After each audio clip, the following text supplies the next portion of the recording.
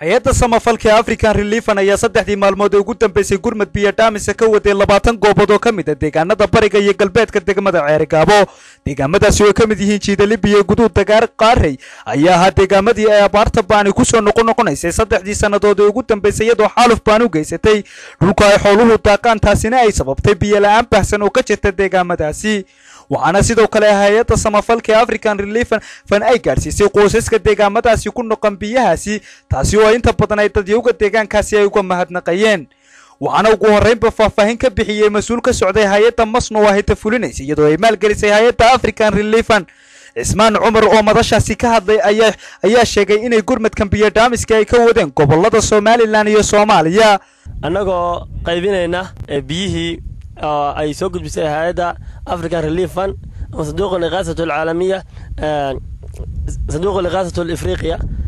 برنامج كانوا برنامج كبير قيبنتا لوجو تلاقي قبل كسناق ودجان أن روبكي طيرتي يجوجي بقى أي كي رايان أما طيرتينا أنهرين كوجينا وحويا دي هذا إن شاء الله تعالى للسجايو وحاجرتا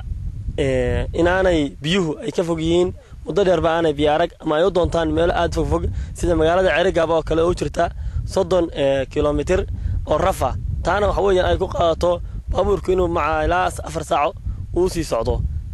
سيدا دراد حويا ومالها أقوبها هي بيها بدن dadiyagoo ku dhaqan deegaanadaasi ay iyaguna dhankooda si weyn ugu mahad celiyay hay'adda soo gaarsiisay deeqdan waxaana ay sheegeen inay tahay kaliya ay soo gaarsiisay gurmad caynkan oo kala iyadoo tahay xilligan xilli aad loogu baahan yahay hay'adda noo keentay dooyada biyaha maanta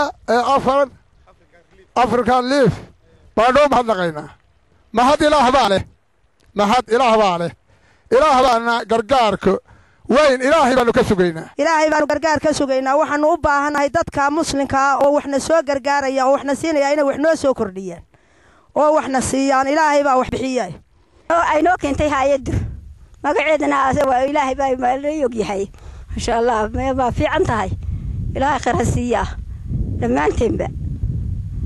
gobolka Sanaag oo kamid ah gobolada inta badan ay ku soo noqonaysay abaartu ayaa hay'adda samafalka African Relief ay noqonaysaa tii ugu horeysay ee gurmad biyo dhaamina ka fulisay deegaanadaasi. Cabdinaasir Khalid Saciid, telefishinka caalamiga ah ee Somali Channel, Ceergaabo.